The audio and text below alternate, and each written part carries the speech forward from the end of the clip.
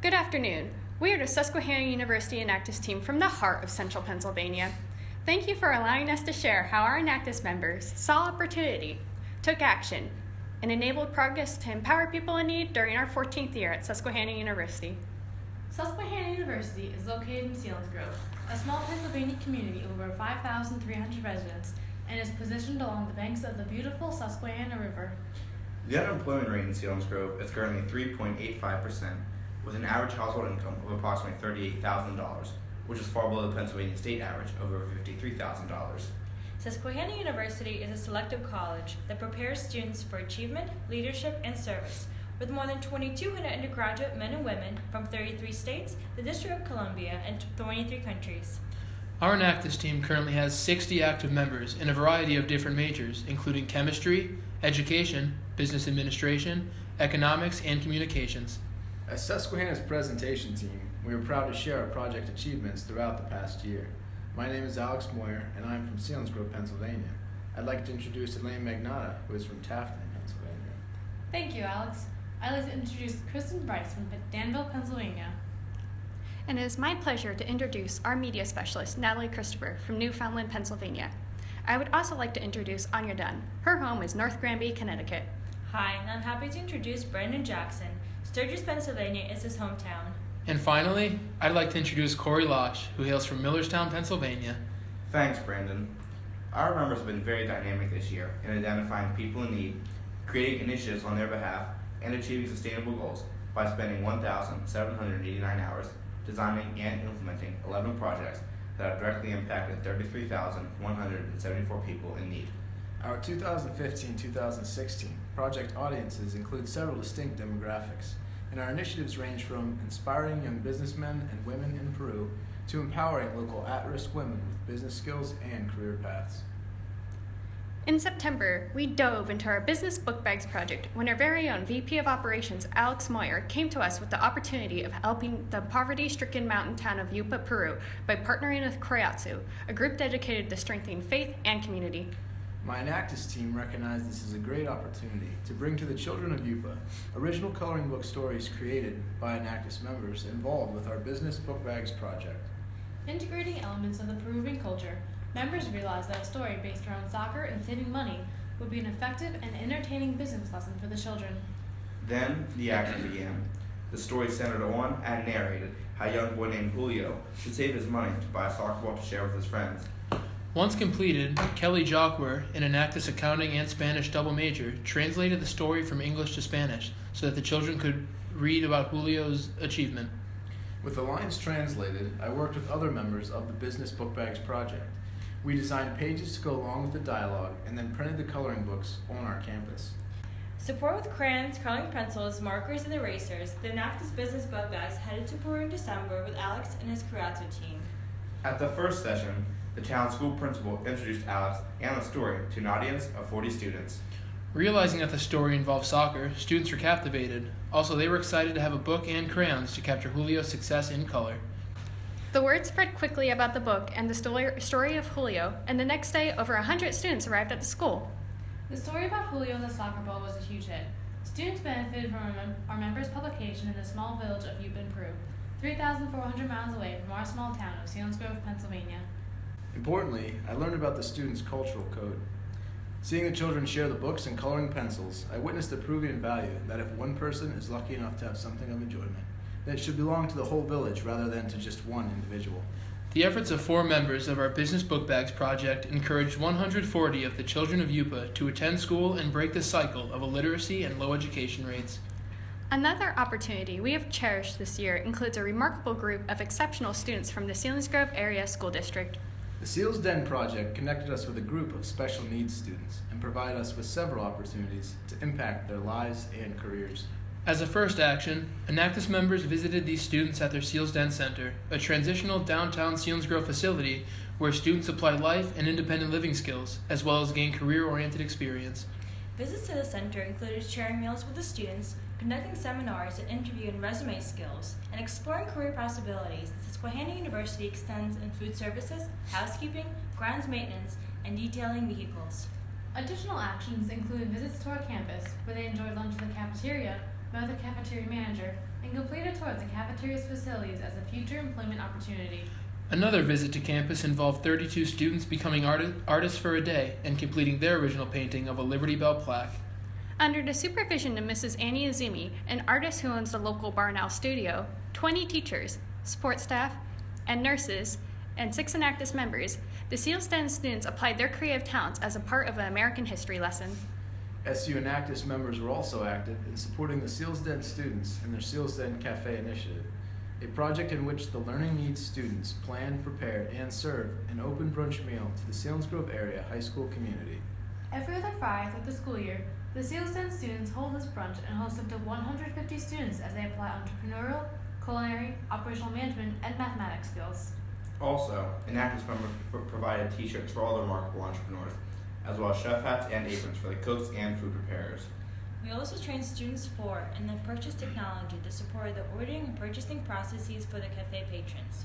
The students also use this technology to keep track of inventory, items purchased, and bestsellers for Seals Den Cafe. The Seals Den students now have their digital cafe menu, bringing them into the 21st century world of technology and business. The progress realized by these students includes quantitative and qualitative results. Quantitatively, 18 Seals Den students received certificates for resume and interview achievement and earned an average of $300 per week at their Seals Cafe. And 32 demonstrated independent living skills on SU's campus, as well as applied creative talents during an art history workshop. Plans for next year include expanding the cafe to another Selinsgrove District campus site, and we are involved in the preparations and implementation of this future service. Also significant for us is the qualitative progress achieved by these students, and this growth is best captured by Seals Den coordinator Ashley Wary. Enactus has been a tremendous help to our program, a wonderful asset. Just last week we had students come and have lunch with us at the Seals Den, and my students loved it. It really helps them with their social skills and their interactions, so they were really excited to do that with some college students. For the past several years, we have recognized the opportunity that an on-campus biodiesel refinery would make the Susquehanna University campus a greener part of the Pennsylvania University system. Given our university kitchen's use, converting this opportunity into action and ultimately definitive progress will produce enough feedstock to generate 40 to 60 gallons of biodiesel fuel a week, or, in Enactus terms, 40 to 60 gallons of progress. Stacy Richards, the founding director of CEDACOG's Energy Resource Center, reassured us during consulting sessions that the impact of such a biodiesel initiative remains environmentally significant. We realized that an on-campus biodiesel plant would generate spin-off opportunities for students across all disciplines as they gained real-life experience. We also realized that the power of one opportunity could and would impact an entire university's culture. Of course, science majors would handle managing and processing the feedstock and the chemistry behind the production. But in addition, business majors would manage inventory, cost analyses, overall cost operations, and scheduling. Marketing and communications majors would promote co-curricular opportunities to prospective applicants and future students, and the site would be a required stop on campus tours. Moreover, professors would use the facility to teach specific concepts and engage students actively. Environmental science teachers would initiate internships for students to gain even more exposure to the processes and benefits of green efforts. This project will provide the ultimate opportunity for the university to benefit financially from cleaner energy for campus heating, fueling maintenance equipment, and even selling the byproduct glycerin to local farmers as a source of fertilizer. This opportunity to benefit not only the environment, but also the academic culture of the university, motivated the Enactus team to persist in convincing our top administrators to endorse our actions. From these opportunities emerged an initial action, securing a safe facility on campus that was a major hurdle. However, the solution emerged last year when our campus converted to natural gas and vacated an on-campus oil and coal plant. We had our site, the university's former boiler house. Our next course of action addressed the investment to jumpstart the plant's implementation. With $3,500 in university support, we would purchase the essential equipment to cover supplemental cost. We responded to the university's safety and operational concerns with a white paper and conducted a biodiesel lab exercise. And we partnered with Mr. Preston Boat, a county commissioner who operates his own biodiesel plant on his farm, and Mr. Matt Steinman, who has the Center for Sustainable Education at Dickinson College. The short-term progress includes the achievement of a definite site and a response of a white paper that addresses all of the university's concerns regarding safety protocols, management, and oversight responsibilities. Then, the university agreed to give us a 3 to 5 year window of opportunity to start and oversee our initiative. We also successfully completed controlled laboratory exercises that generated our first gallons of biodiesel fuel produced from our university kitchen's feedstock. These simulations prepare us for the actual biodiesel production, with the forthcoming completion of a biodiesel kit. After all of the planning, researching, partnering with experts, In simulating the production process, we have achieved quantitative progress. This fuel can reduce up to 75% of emissions that would otherwise be emitted by oil. And significantly, our actions sustained and nurtured interest and commitment from the Susquehanna community to achieve our long-term goals. by the end of this summer, our long-term goals include the completion of an up-and-running biodiesel facility that will process our kitchen's used oil and eliminate the expense of removing that oil from campus. This lone action will reduce 0.75 tons of greenhouse gases emitted by removable vehicles yearly. The ultimate results of the long-term progress will subsidize heating and operational university cost, attract future students to join the Susquehanna community, Supplement curriculum studies with hands-on applications, and engage students from all academic disciplines to manage and operate the facility. Seeing opportunities to make our campus greener, we took action to reduce the carbon footprint of our 2,200 student body and to achieve definitive progress by establishing our campus's first ever biodiesel plant. And finally, we have our Women's Empowerment Project, which focused on helping at-risk women at the Women's Center in Bloomsburg, Pennsylvania. With the help from the Walmart grant, we saw the opportunity to help these women rise from domestic violence by encouraging them to lead their own lives with confidence. We believe that our guidance in their journey toward independence would provide major opportunities to help them achieve success in entering the workforce and becoming self-sufficient. With these ideas, we took action and went to the director of the Women's Center, Christiana Paradis. Then, we planned how we could inspire these at-risk women that, despite the abuse they faced in the past, the path to success is still an attainable goal. Our first of 5 panels focused on resume building. We bought the women padfolios filled with information on crafting the perfect resume, as well as flash drives preloaded with resume tips and templates that Enactus members created. Enactus students provided their laptops, sat one-on-one with the women, and helped them create personalized resumes that would make great first impressions to future employers. All the women at this session felt very inspired by our help, as many of them had never written a resume or had very outdated resumes. Inspired by our first session, we hosted a second presentation and panel discussion on interview tips, including making the first impressions count, asking questions at the end of the interview, and sending a follow-up thank you email to the interviewer.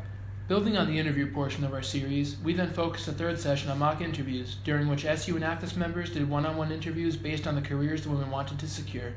One woman wanted to land a job at a bakery. Therefore, we asked custom-fit questions she might encounter in that type of interview, such as, what would you do if you saw a coworker put a wrong ingredient in a cake? We also asked basic fit questions, such as, what is your greatest strength in the workplace, to promote the women to talk about themselves in a positive light. While the women seemed hesitant at first, they were able to adjust to the environment, as well as receive quality practice and feedback before actually heading into a future interview. Responding to the women's requests, we focused our fourth panel on the basic steps to starting a small business, writing a business plan, finding a loan, and creating a budget for the business. Each woman discussed her ideas regarding what type of business she would like to start. One in particular excitedly shared her professional interest in becoming a restaurant manager by applying her cooking skills and establishing a strong brand in central Pennsylvania. With this panel, we enabled these women to envision a future not only untouched by the trauma of domestic violence, but also fulfilled by becoming the CEOs, head managers, and founders of their own businesses. Recognizing the importance of appearance during an interview and in the workplace, we also conducted lightly used business formal and casual wear for the women. Many of the participants did not own or have the funds to purchase these essential items, so we reached out to the women on our campus and received dozens of professional clothing donations for the shelter. Lastly, we capped our sessions by boosting the women's self-esteem and provided a beauty panel with the help of the shelter's aides, who discussed the empowering factors of makeup. I think that makeup is important just because it's like freedom of expression. You can do so many different things with makeup. So many different women have so many different styles, and it's just a way of, I think, enhancing the things that you really like about yourself. We realized that with the high cost of makeup, the women at the shelter often forgo this purchase as it is unaffordable in their situation. After providing these at-risk women with individual makeup bags filled with beauty items of their choice, we spent the day teaching them makeup application techniques that everyone enjoyed professionally and personally. For women, makeup is a powerful tool. It boosts confidence levels, helps women be more outgoing, and empowers women to take on the world and the many challenges it has for them. Their feedback voiced the values our panels had provided them. One woman said that she was really grateful for the mock interview sessions the members held. She did not have much interview experience in the past, and with our guidance, she was able to land a waitressing job she was looking for. After our series of panels had ended, 38% of women who went to these panels received jobs, and 100% of the women felt encouragement from our team that they have never received before. These projects that we presented today would not have happened without the help of our 60 members who developed 11 projects and who contributed 1,789 hours, impacting 33,174 people in need. We started the year with the vision to impact the world, but we realized in order to do this, we should first empower others locally. In the words of our Business Advisory Board member, James Abb, if you don't take care of home first, how will you be able to take care of the world? From there, we developed goals around our target projects. We set a goal to continue to assist the local Seals Den students by helping their cafe enterprise, hosting an art session, visiting campus, and developing resume and interview skills. Another goal we set was to implement our biodiesel plant, and we managed to earn approval, complete lab tests, and set up summer plans to get the plant up and running by next school year. With the help of the Walmart grant, we were able to achieve our goal of empowering the women in a local shelter to find a career that will benefit them and help them lead independent lives. We also connected with students globally through our Business Bookbags project. With this project, we designed educational booklets to teach children the power of economics and encouraged learning in a Peruvian community. From the progress we have achieved this year, our vision for the future is clear: to continue project growth and impact the world by founding our first ever biodiesel plant on campus, as well as furthering our Walk Down Wall Street project to other schools. Thank you for listening and seeing the results of our team's hard work. At this time, we'll answer any questions you may have.